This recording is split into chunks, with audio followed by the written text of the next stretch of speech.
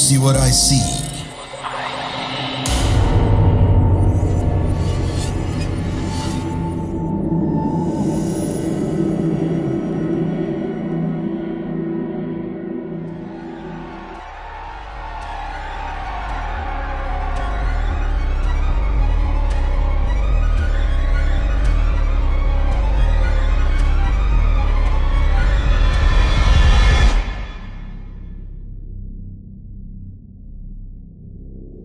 Halo, assalamualaikum. Nama saya Lili dari Banyuwangi. Saya di sini mau cerita salah satu pengalaman mistis saya. Waktu dulu keluarga saya masih tinggal di perumahan sebuah SMA di kota Banyuwangi. Waktu itu saya dan keluarga sering banget mengalami pengalaman-pengalaman mistis yang yang nggak masuk akal gitulah. Maklum ya, namanya juga komplek perumahan, apalagi itu perumahan sekolah yang notabene namanya sekolahan itu kan kalau malam ya nggak ada orang, nggak punya tetangga. Apalagi kalau dulu kata orang-orang tanah yang dibangun sekolah itu adalah tanah yang dulunya itu lumayan angker. Salah satu kisah mistis saya itu waktu saya kurang lebih tahun 2000-an itu masih kelas 2 SMA.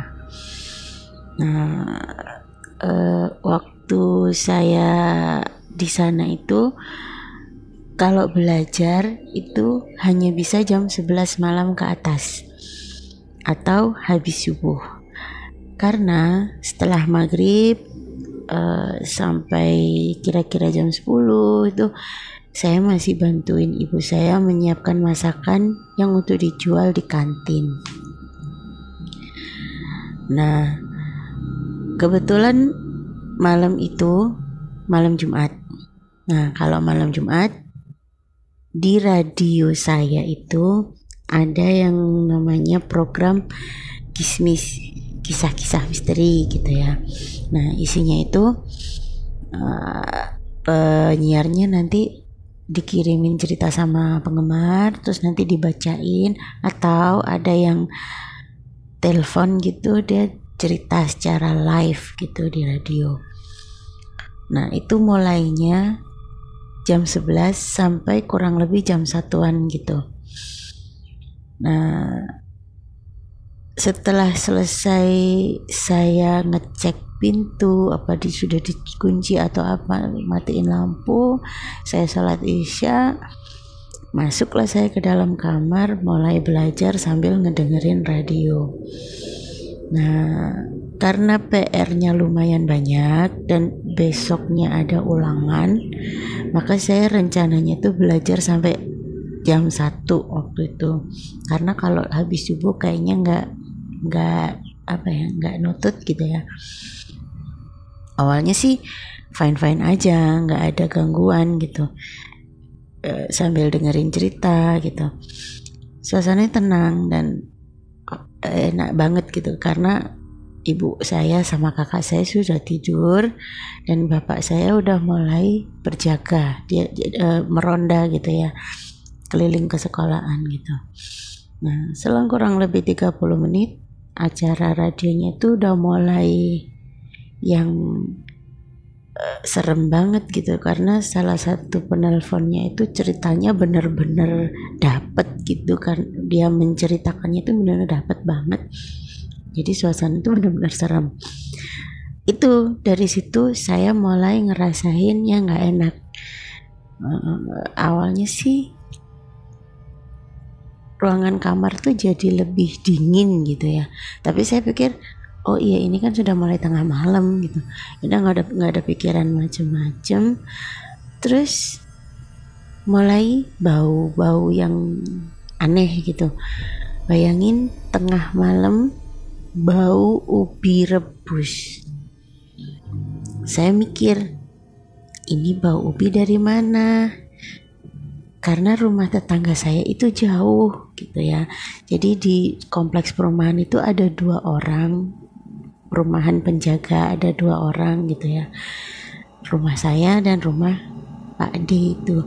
Nah tapi rumahnya itu agak jauhan gitu, karena di antara rumah saya dan rumah Pak D itu diselingi oleh ada koperasi guru, terus ada gudang sama base campnya anak pecinta alam gitu. Jadi kurang lebih ya jaraknya itu bisa 10 meter sendiri gitu dari rumah saya dan ke rumahnya Pak D. Tapi kok bau ubi rebus ini dari mana? Tapi udahlah, nggak aku pikirin gitulah. Setelah itu saya balik belajar lagi gitu. Tiba-tiba saya dengar pintu depan itu, pintu masuk rumah saya itu kayak ada yang ngetuk gitu, tok tok tok gitu, tok tok tok tok gitu. Awalnya tuh saya pikir cuman ekor cicak ya. Kan biasa tuh kalau ekor cicak kalau di kayu gitu dia suka tek tek tek tek tek tek gitu ya. Nah saya pikir itu. Udah saya abein. Kok berulang gitu. Setelah berapa menit dia berulang, dia diketuk lagi. Terus kemudian saya mikir, oh jangan-jangan bapak saya nih pulang lupa bawa kunci rumah gitu. Jadi saya ke depan lah, saya cek, saya intip dari jendela, nggak ada siapa-siapa. Ya udah ngintip ke kanan, terus ngintip ke jendela yang sebelah kiri, udah nggak ada apa-apa. Ya udah, saya balik masuk lagi ke dalam kamar. Terus positive thinking aja deh, itu mungkin ekor cicak kayak tadi lah gitu. Lama-lama udah nggak ada gitu kan, saya nggak ngegubris gitu. Belajarnya lanjut masih sambil ngedengerin radio. Nah background musiknya itu kan macam-macam ya, ada suara tawanya kuntilanak, ada suara geramannya serigala gitu ya, auman gitu, tangis bayi gitu. Ya udah. Nah waktu itu lagi sponsor gitu ya, lagi iklan, kok denger suara lolongan anjing gitu loh. Samar-samar sih dengernya, cuman kaget ya, ini beneran dari radio apa gimana sih. Akhirnya tuh volume radionya tuh aku kecilin, terus aku diem, aku tajemin deh pendengaran itu untuk beberapa saat buat benar-benar konsen untuk dengerin suara gitu. Kedengeran gitu loh, kedengeran suara lolongan anjing tapi jauh banget gitu. Nah yang lebih kagetnya lagi, terus di belakang saya itu kedengeran kayak suara hembusan nafas yang berat banget, kayak apa sih, dengusan gitu loh, lebih ke arah dengusan. Saya lirik ke belakang, otomatis nggak ada siapa-siapa, orang saya sendirian. Mulailah di situ bulu kuduk saya itu mulai berdiri, auto baca surat-surat pendek sebisanya sambil berusaha setenang mungkin untuk nggak parno gitu. Karena kalau kata bapak saya, kalau ada makhluk gaib di sekitar kita tuh, kita jangan sampai ketakutan, nanti mereka malah seneng gangguin kita gitu. Terus sambil gemeter-gemeter takut gitu ya, saya bilang assalamualaikum, amit ya, nyun sewu, permisi, ampun ganggu nggih, jangan ganggu gitu. Nek mboten nggih katuran wedal mawon, kalau enggak ya tolong pergi aja aku gitu. Nah oke, pintu kamar saya itu sebenarnya nggak ada daun pintunya, jadi hanya ditutupin korden gitu ya. Nah setelah saya ngomong kayak gitu, korden itu kayak tersibak, kayak ada orang yang lewat keluar gitu. Aku udah semenit 2 menit udah, bismillah, moga-moga udah pergi beneran ya gitu. Lanjut belajar.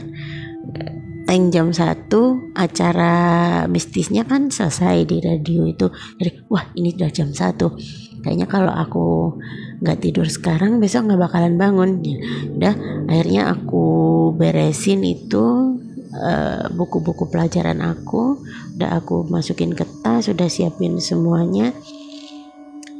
Aku mau ke kamar mandi. Jarak dari kamarku ke kamar mandi itu melewati tempat sholat gitu, kayak musola kecil gitu. Itu di situ biasanya kalau bapak aku pulang itu dia tidur di situ, atau kalau enggak ya tidur sama aku atau sama kakakku. Karena kalau tidur sama ibu nggak berani, soalnya kan takut ganggu gitu ya. Nah, waktu itu aku lihat bapak aku itu tidur gitu di situ. Loh, kok bapak di situ? Padahal aku nggak dengar suara pintu dibuka atau suara dia jalan masuk gitu, nggak ada. Cuman tiba-tiba dia ada di situ. Oh, mungkin aku saking ketakutannya tadi sampai kayak orang bego kali ya, jadi pendengaranku nggak fungsi gitu atau gimana. Jadi aku positif thinking aja, jadi aku lewat aja pelan-pelan ke kamar mandi, udah pipis apa segala macam, wudhu, terus baliklah ke kamar gitu. Nah, mau balik ke kamar, ternyata bapak aku masuk dari pintu depan gitu. Dia buka pintu, terus dia masuk. Loh, bapak baru pulang kok gitu? Iya Ndok gitu. Kok apa sih gitu? Kok aku lihat tadi di sembahyangan gitu loh. Enggak, bapak lo nggak pulang, ini tadi ini baru pulang, ini baru mau tidur gitu. Aku langsung yang ya Allah ya Rabbi, itu tadi apa? Soalnya baju terus fitur tubuhnya itu proporsi tubuhnya itu persis sama kayak bapak aku, cuman tidurnya ngadap membelakangin aku. Jadi itu sudah, ya Allah ini ujian apa lagi. Aku tidur itu udah nggak karu-karuan, besok bangunnya itu juga badan sakit semua. Itu udah pengalaman yang gak enak banget dalam semalam itu. Tapi itu cuman salah satunya gitu. Next time deh gue ceritain yang lain-lainnya, yang gue ketemu jerangkong, ada yang tiba-tiba itu sudah, pokoknya banyak deh, itu nanti ceritanya lain. Oke, thank you sudah dengerin cerita gue. Terima kasih. Assalamualaikum.